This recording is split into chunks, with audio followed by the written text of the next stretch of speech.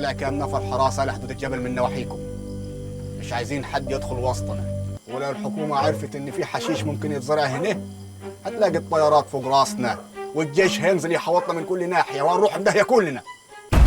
همنا بيننا وبين بعضنا مقدور عليه، لكن لما الهم ده يجينا من بره هيبقى خطر وهيحطه فوق راسنا كلنا. ما شاء الله، انت جبت كل الموافقات المطلوبه بالفصيل. لا وايه في زمن قياسي. فاضل ايه عاد بقى عشان المشروع يبدا الانتاج؟ نخلص العقود، نعمل خطه الانتاج، وانا متاكد ان السوق كله هيشتري من السماد بتاعنا السنه دي. يعني لما التوزيع يزيد الارباح هتزيد. فاهمك يا رضوان باشا، انت عايز تخش بنسبه في ارباح التوزيع عشان تضمن بحر الفلوس اللي دخل عليك. ما افتكرش ان مناع بيه هيوافق. هيوافق، هنقنعه وانت هتضغط عليه، وانا كده ولا كده متنازل لك عن 3% من نسبتي في ارباح التوزيع. 3 بس؟ زائد 2 من عند مناع يبقوا 5%. دي نسبه كبيره، انت هتخش لك في مليون جنيه في السنه. يعني لكم عاد بالملايين اللي هتخشوا جوب. دي ابحاث بقى لها سنين وبنصرف عليها من الملايين، وبعدين نحمد ربنا ان البيئه استجابت والارض تفاعلت مع السماد الجديد. ده بيزنس يا رضوان باشا، من حق اللي بيستثمر انه يلم فلوسه. ولا رايك ايه يا باشا؟ ماشي يا باشا، ماشي. اطمن يا كبير، بعد المغرب هنكون زرعنا الشتلات. والعبايدة مش ليهم 5 فدادين؟ زمان كانوا بيسمعوا كلامنا، بس بعد اللي كان زرعوا ارضهم فجل وبرسيم. وبعدين حشيش ده مش كفايه على شحطة الخواجات. يبقى ناخد ارض العبايدة، واللي يتكلم نفقع له عينيه. انا بفكر في الحكايه دي يا فراج. وريت تقول الحكايه دي المناع، بدل ما هم زارعين ارضهم ويكه وملوخيه. مناع مش هيحمل ارضه حتى لو هتبور، انا عارفه زين. دول عندهم 200 فدان، هيبصوا دول مش فاضيين حتى يرعوه. ما هو البني ادم كده لما ربنا يديه يفتري. خد يا عمي، دي كل التصاريح والاوراق بتاعت الارض الجديده. اوراق وتصاريح ايه دي؟ احنا بنبني في ملكنا، حد شاركنا؟ الكلام ده هنا في النجع، لكن ارضنا الجديده في مركز، والمركز له مجلس محلي، ومفيش حاجه بتتم الا بموافقات واوراق. المهم المهندس عمر يكون فاهم هنقدم الورق ده ميته، لاني ما افهمش في الورق وما الورق والحكايه دي. ما تخافش، عمر فاهم. بس اسمع مني، انا عايز كل حاجه تبقى تحت عينيك انت، فهمني طبعا. طبعا. كده يبقى 1000 يعني مليون جنيه. تمام، اقفل الشنطه دي، هناخدها معانا واحنا راجعين لجوزك. وانت يا عمي انا عايز كل حاجه تبقى تحت يدك انت، وتحاسب المقاول اول باول. ما تعوليش هم الحكايه دي. تمام، يبقى كده ما فاضليش غير ان اقابل همام قبل ما نهملكم ونروح على سوهاج. مناع يا ولدي، اجي معاك؟ لا، انا عايز اشوفه وحدي، عشان لو مرمطت باللي جابوه الارض ما ينكسفش من روحه. طب ما تتكلش كتير على حكايه العشم دي، لان همام اتغير، نفسه كبرت، ما بقاش يعمل اي احترام لمساله العشم دي. يمين بالله ماله عندي غير الجزمه دي، ده انا اللي مربيه واعرفه زين. يلا يا نسمه، جهز حالك، عيب تهمل جوزك وحدي. وماله يا مناع، انا اصلا ما ورايش حاجه. سبحان الله في طبع الحريم، ما كان من الاول.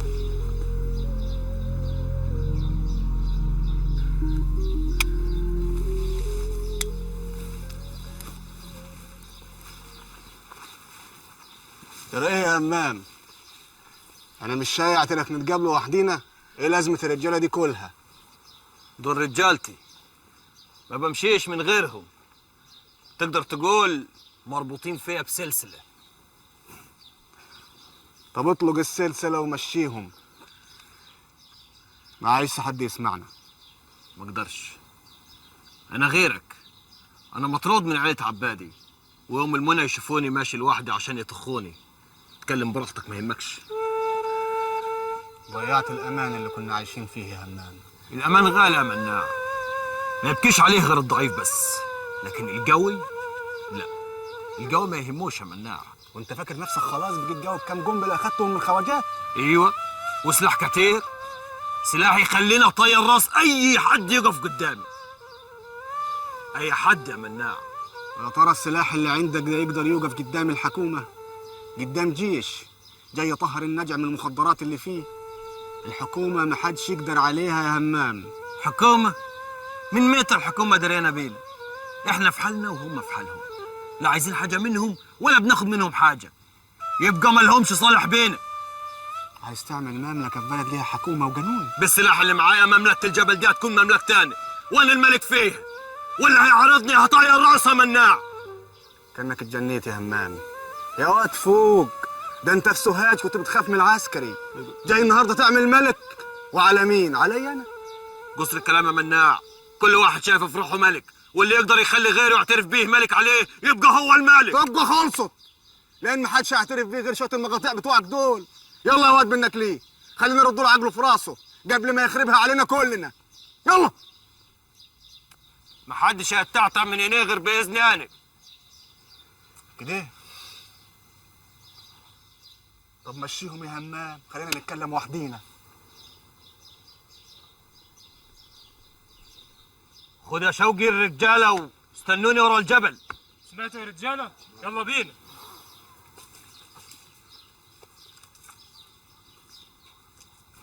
عارف يا ابن الجزمه لو ما رجعش عقلك في راسك هعمل فيك ايه؟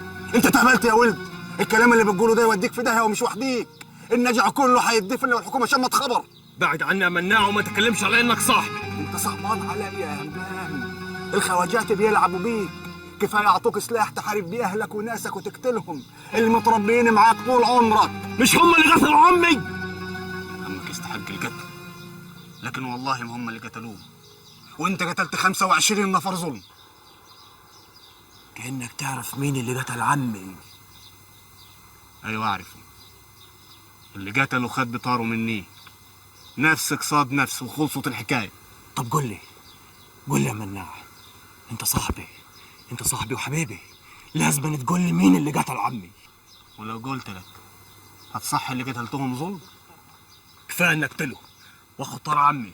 ادي اللي خدناه من الجوه لما يدوها لواحد اهطل يهم الخراب، وهم سيد من يسكنوا الخرايب، وهتلاقيهم هنا فوق راسك يحكموا ويتحكموا في كل الناس واولهم ناسك، وانت ساعتها مش هتقدر تنطق لانك خلاص يا همام خسرت كل الناس اللي ممكن يقفوا معاك ضدهم. صدقني يا همام، اللي يرمي نفسه في حضنهم يتحول لعبد ليهم. سلام. لساك مش عايز تقول لي مين اللي قتل عمي؟ اللي قتل عمك مره مش راجل، ومحدش شافها غير انا وابو الحمد بعد ما الفجر طلع. وابو الحمد اللي لقيوه ميت على الطريق.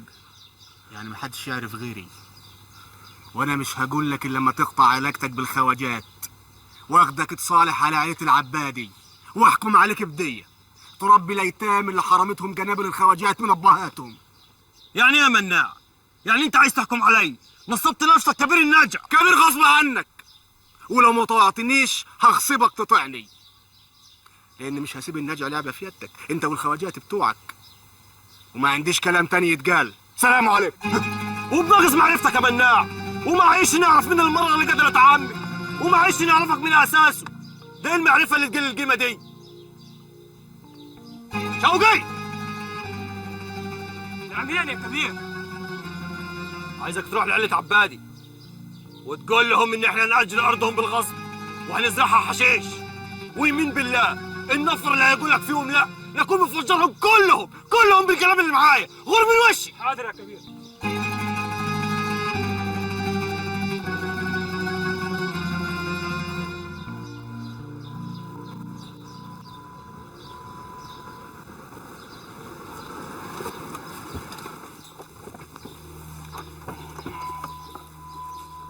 يلا يا بنت الغالي هم شويه. اشوف وشك بخير يا اخوي. سلام يا نسمة. طمني على مرتك ولا دقيقة يا عمي هجيب لك الشنطة. قصدك البلوه الثقيله اللي ما عرفش اشيلها فين في الارض دي؟ لولا اني مش ضامن عمري كنت شلت لكم فلوسكم دي في بنك، لكني عارف هتحتاسوا لو متوا مش هتطولوا منهم مليم. طب ايه قولك يا ولد اخوي لو خليت عمر يشيلهم باسمه في بنك المركز اهو قريب. فكرة برضك، اقل له يعرف انك بقيت واثق فيه. لما خلاص ما هو بق منينا وعلينا.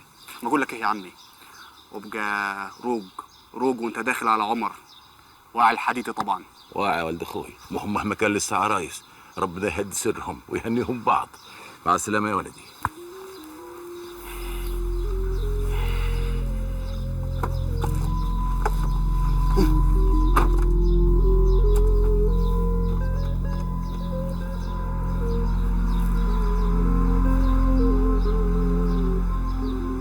يا ابوي وحشتيني قوي قوي يا نسمة. أنا قلت أهملك وحديك، يمكن أعصابك تروق شوي.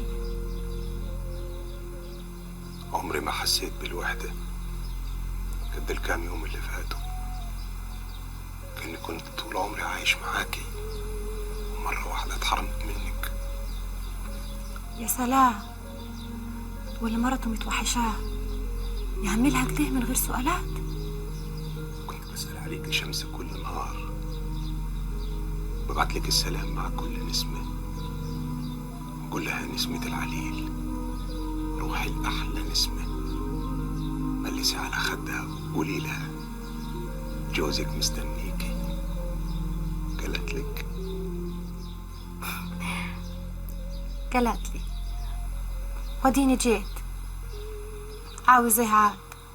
عايز عمر يا باشمهندس عمر، تعملي لنا كوبايتين شاي انا وعمك ناجي. لا تعمليش حسابي في الشاي يا بنت الغوالي. اسمع، تخلي الشنطة دي عنديكم وانا هروح اطل على الزرع وارجع. خد بالك الشنطة دي فيها فلوس، هجيب قد ساعتين وهتكون نسمة عملت لنا لقمة ناكلها لما ارجع. يلا سلام. السلام يا عم ناجي. لقمتين لجهزها دلوك، هي حتة جبنة وكم حبة طماطم والسلام. ده ياخد اكتر من ساعتين. شوفي بقى، هم نطلع الطماطم ونطلع الجبنة من البلاص، دي حكاية عايزة وقت، وعمك ناجي كله نظر. جرى لك ايه يا راجل؟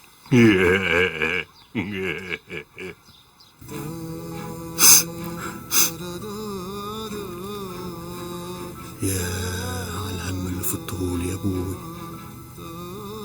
هم ما اقدرش افوت ولا اهرب منه.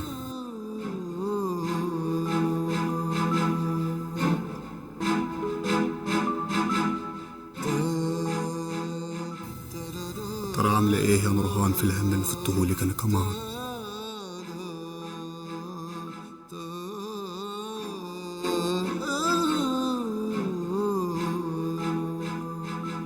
أنا طلبتك يا معلم لطفي عشان أعرف إيه حكاية الفلوس اللي عليك. فلوس عليا المية ليك انتي، انا ما ادينش الحرمة ابدا. أنت مديون للمزرعة والمصنع السماد بمبالغ كبيرة وفات ميعاد سدادها. اللي عند الرجال ما يروحش واصل. ولا ايه يا ست الستات؟ ما تتكلم عدل وتعرف أنت بتكلم مين. بكلم حرمة حلوة وشايفة نفسها حبتين ومن حقها تتدلع، بس مش علياني. واضح إنك جليل الأدب، وخسارة إني عبرتك وجبتك تقعد قدامي. اتفضل مع السلامة، نتقابل في النيابة. غلطتك دي هدفعك تمنها غالي. خير في إيه يا مدام؟ طلع لي الزبالة ده بره واطلب لي مدير الشؤون القانونية يحول كل شكايته على النيابة. أما حرمة قلت الرباية صح، وانا هعرفك الزبالة اللي قدامك ده هيعمل فيك ايه. أنت اتجننت؟ دماغك منها بإيه؟ يبقى لازم يتربى قبل منها عشان ما عرفش يحكمها. بلغ البوليس يا سامي. حاضر. اثبت مكانك لا فرق ده فيكم. منع بيه؟ حالا منع بيه، الراجل ده بيحكي لك المسدس. وانت فهمتني يا ابو قمصان. منع بيه يا خد قدامي. منع بيه اعمل يا منع بيه. الراجل ده قل ادبه عليك. يا منع بيه والله هي اللي ابتدت. اخرس خالص، ما تطلبش ولا حرف، كلمتك ملهاش وزن عندي. البيبي يهددني وبيقول لي هعلمك الادب انت وجوزك، ولما جيت اطلب له البوليس طلع مسدسه وهدد بقتلنا. انا كنت فاكرها موظفة عندك مش مرتك. كذاب. انا ما بيهمنيش حد واصل، ما تطلعش فيها كده قدامه، وان كنت اعمل له احترام هذا عشان خاطر العيش والملح. هو العيش والملح ده واللي يخليني ما اضربكش بالنار دلوقتي. اسمع يا لطفي، لازم تفهم ان انا بعت خلاص كل ديونك ليه لحد تاني زي ما بعت المواشي، وانصحك تجهز فلوسك قبل ما يطالبهم بيك قدام النيابه. عايز اعرف بعتهم لمين؟ عمر عبد الواحد مهران، يعني مفيش حاجه تربطني بيك. اتفضل سلاحك، لازم تعرف ان السلاح للرجاله، والرجاله ما تهددش الحريم ابدا. غور من قدامي دلوقتي. عمر مهران مديناني جاب الفلوس دي كلها منين؟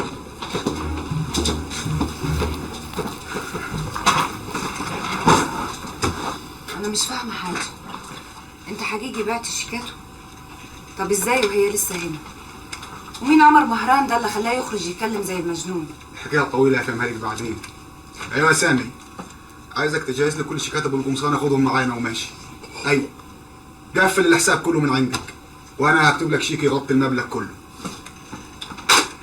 صوت يا ستي، مش هتجاب لك مشاكل تاني. كده كل التجار هيجلدوه وهيأخروا السداد وهيقولوا ماسك عليك زله. لطفي ابو القمصان دي من عيله كبيره قوي في البالي انا، بس عيله ناقصه لا بتراعي حرمه ولا ضمير. والواد لطفي ده بالذات قليل الربايه، عشان كده قررت اربيه بمعرفتي. يعني انت اللي تعمدت تكوم الديون دي كلها عليه؟ كل اللي ظلمهم هخليهم يقدموا شكاوي وبلاغات للنيابه، ومش هيلاقي حاجه يرضي مين ولا مين. مش هخلي حد يتنازل ابدا. مين عمر مهران ده اللي انت قلت عليه؟ عمر ده سحب الضربه القاضيه بعد ما يتمرمط لطفي ويتذل صح، يخش عليها عمر بالمبلغ الكبير وهيجيب مناخيره الارض. وكل ده على حسابك ليه؟ لاني وعدت عمر اجيب له لطفي بالقمصان زاحف على بطنه وقابل اي حكم يحكم.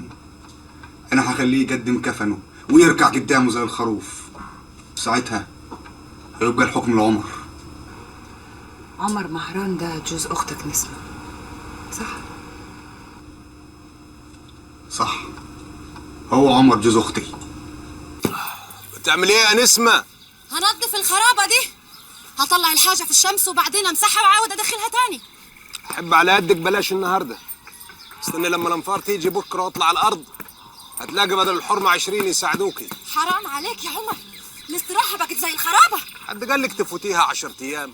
اهو قلت اشوف هتعمل ايه من غيري، اتاريك غلبان يا حول الله. وانا لو ما كنتش غلبان كنت فوت طار المناع ياخدهولي. واه، كلام ايه اللي بتقوله ده يا عمر؟ او كلام ضحك بيه علي اخوكي عشان اجي اشتغل بداله. الحقيقه هو خاف علي من عيله ابو القمصان فحب يبعدني عنيهم. يبقى انت ما تعرفش اخويا مناع، ما دام قالك هياخد بطارك يبقى هياخده، هو كده كلمته على رقبته. ربنا يستر عليك يا اخويا. العيال وحشوني قوي. ما انت اول مرة تغيب عنهم بالشكل ده. مالك يا مناع؟ في ايه؟ بعدين ايه اللي اخرك كل ده؟ انت كنت مستني ابوك لما يطلع من المستشفى وتروحوا البلد؟ في حاجة يا مناع؟ ابوي مات. مات؟ ازاي؟ ده كان كويس.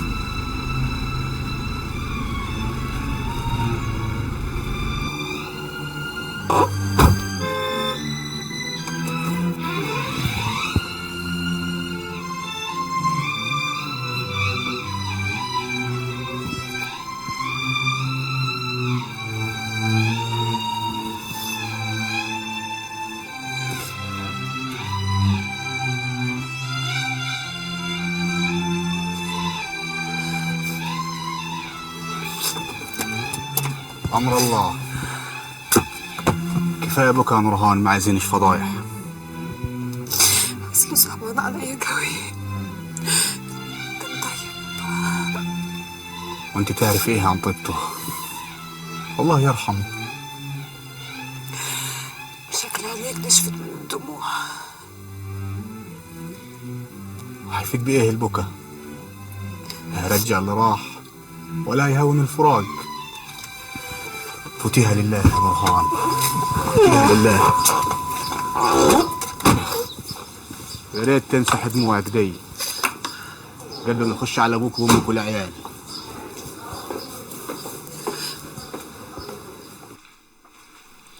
همام كلمني في التليفون وحكى لي عن كل شيء. انا مع فريمان وشايف ان وجود مناع بقى عقبه كبيره في حياتنا، لازم نخلص منه بقى. همام طالب سلاح ومستعد يدفع اي مبالغ في سبيل انه يبقى اقوى من عيلة حسان، وعلى فكرة هو جاهز يسمع كل كلامنا. همام ما نقدرش نعتمد عليه في المستقبل. انا اعرف كل الناس اللي في النجع، والوحيد اللي ممكن يساعدنا في تنفيذ المخططات بتاعتنا هو مناع. مش ممكن يا بنيامين، مش ممكن. ده بيكرهنا وبيحرض همام علينا، ولا يمكن يتعاون معانا ابدا. الكره بتاعه ده كره فطري، هو مش عارف السبب بتاعه خالص. ولو جات له فرصه يقتلك مش هيتردد. لو بفكر زيكم هضطر اكرهه، بس انا بفكر في المصلحه العليا، وبفكر استفاد منه الى اقصى درجه. الارباح بتاعت السماد هتعوضنا عن خسائر كتيره. لو اضفنا اليها الارباح بتاعت المخدرات هتوضعنا في موقف جيد جدا اقتصاديا مع المنظمه. خلاص اعزل مناع عن النجع وخلي همام راجلنا هناك ومناع راجلنا هنا. اللي انتوا ما تعرفوهوش ان مناع هو اخر واحد انا علمته يطبخ الحشيش، ولقيت ان هو اذكى واحد ممكن يطبخ الحشيش من الخامه اللي انا بديها له دي. مفيش غير واحد بس اللي تعادل معاه في الذكاء، كارلوس بتاع كولومبيا. يا جماعه عمليه ضبط المقادير في الكميات الكبيره حاجه صعبه قوي. ترويض واحد زي مناع مرة تانية شبه مستحيل، لانه رافع شعار الوطنية فوق المكاسب المادية. انا مضطر استحمل واصبر عليه لان خيوطه كلها في ايديا. طب افرض ما سمعش كلامك؟ ساعتها بقى انا هضطر اضغط عليه حتى لو اذيته في عياله، بس بالشكل ده بقى احنا هتكون الخسائر بتاعتنا كبيره. خلاص مادام مصمم على الصداقه يبقى من الواجب بقى انك تتصل بيه تعزف ابوه. كده انتوا ابتديتوا تفهموني. ممكن تديني موبايل لما اكلمه؟ اتفضل.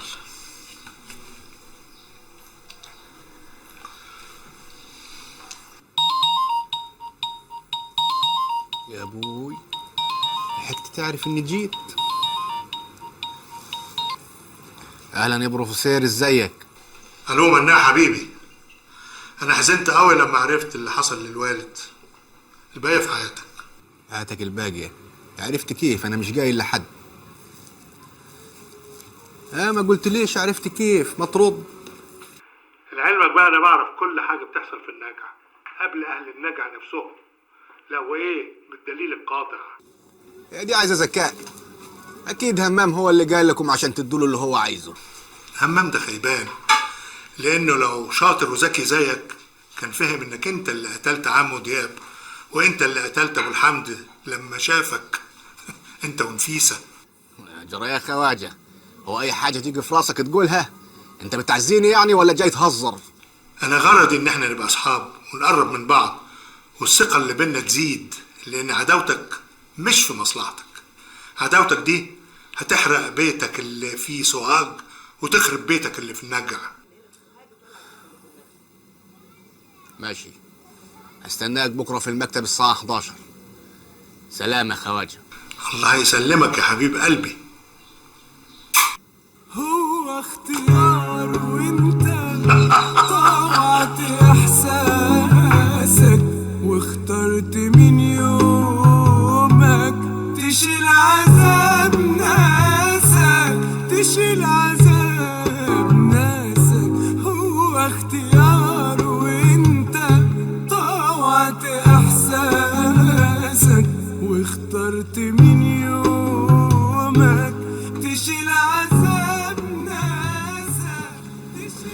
البروفيسور ده عايز منك ايه بالظبط؟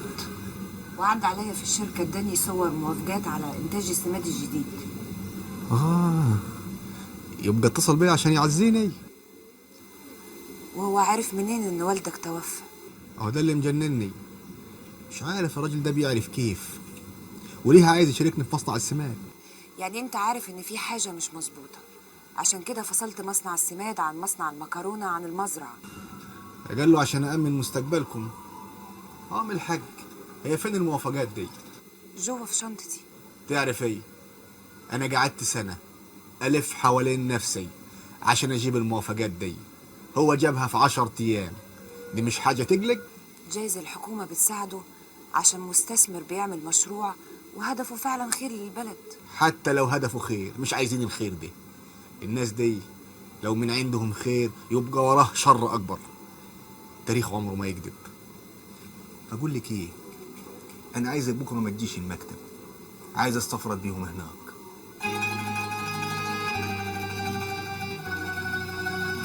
اهم حاجه عندي انكم تفتكروا انه مجرد منتج، يعني ماليش اي صالح غير بكم الانتاج والتوزيع، وادي امضتها هي.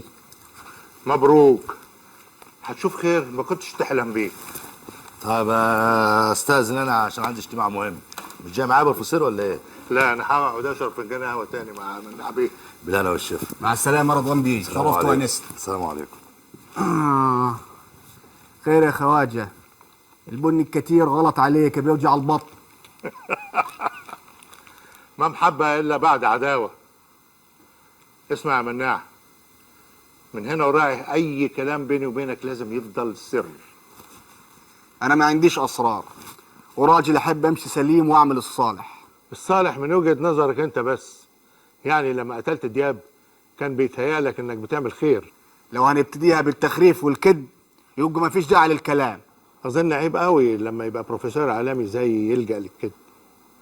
انا واثق انك قتلت دياب وابو الحمد، لكن ده هيفضل سر بيني وبينك، لان همام لو عرفوا هيتهور على عيلتك زي ما تهور على عيلة عبادي، وخصوصا ان عنده سلاح كتير وطالب يشتري سلاح اشد وهنبيع له.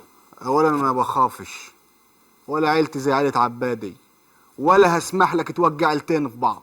لازم هيقعوا في بعض لما يعرفوا انك قتلت دياب وسبت جنازته وركبت عربيتك وقابلت ابو الحمد وقلت له يركب معاك، رفض وهددك. كلامك ملوش عازة عندي لاني ما عليهوش دليل. لا عليه دليل، ولو عايز اطلعه اطلعه، بس طيبة قلبي مش مطوعاني ان انا اذيك، مش عايز اذيك. عايز ايه يا خواجه؟ خلص، ما عنديش وقت. بص يا مناع، انا رجل اعمال وشغلتي اني اتصيد الفرص وادور على الارباح، ودلوقتي انا عندي مشروعين كسبانين ومليانين ارباح، وانت فيهم هما الاثنين لا بديل لك. مصنع السماد الاول يطلع بالثاني. هكلمك بمنتهى الصراحه، المنظمه بتاعتنا مصادر الدخل بتاعتها السلاح والمخدرات، ولها مزارع مخدرات في اماكن كتيره من العالم، كوبا، كولومبيا، افغانستان، سينا، واماكن تانية مش ضروري تعرفها. وطبعا عايزين نضيفوا لهم نجع الجبل. مملكه الجبل وانت صادق، مملكه لانتاج افخر انواع الحشيش، بيتباع كويس وبيجيب عمله صعبه. قصدك الحشيش اللي كنت بتاخده كنت بتبيعه بره مصر؟ وانا ليه ابيعه هنا بالخساره؟ لعلمك بقى، لولا شطارتك المنظمه كانت امرت بقتلك. لو ما سمعتش كلامي هقول لهم خلاص مفيش فايده، لازم ترجع لعرشك يا ملك الجبل.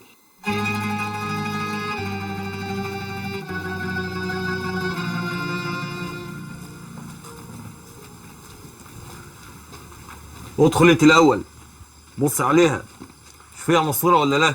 والله ما انا عارفه اللي نابها. اما ياما انا داخله لك بالوكله اهو. الحمد لله. خش يا همام، خش يا همام. تعالي يا جميلة، زادوا ورقتين، وكل ما افردهم والمهم يزيدوا ورقتين، بس بعد ما اتحايل على دياب. ياما حرام عليكي، ياما حرام عليكي، فضحتينا وجرستينا.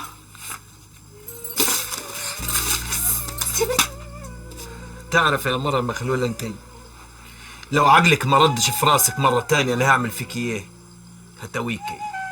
هتويكي ومحدش هيعرف لك طريق جرة. انتوا فاكريني مخلولة؟ ليه مش عايزين تصدقوا ان عفريت دياب هو اللي خدهم؟ كان بدل ما اسرق لي فلوس كانت شاطر على المرة اللي قتلته. وانت ايش دراك انها مرة مش راجل؟ لو كان راجل ما كانش عمي عطاه الامان، عشان كده لازم أن تكون مرة هي اللي غدرت بيه، ومش بعيد تكون امك عشان كده اتخوتت. خد عد دول يا همام، علشان ما بعرفش اعد وبتخلبط. شوف لي زادوا قد ايه. ياما حرام عليكي، احب على يدك. دياب بيقول لي وانا بلاقيهم ينفذوا، كل ما نحايل على دياب الفلوس بتزيد. شايفه يا جميله؟ زادوا ورقتين. شايفه؟ زادوا ورقتين. يوه، ده انت فوتي على الاخر. شوفي لك حل في امك، انا ضحكت. دياب بيقول لي بلاقيهم ينفشوا. شايفه يا جميله؟ تعالي عدي معايا، عدي.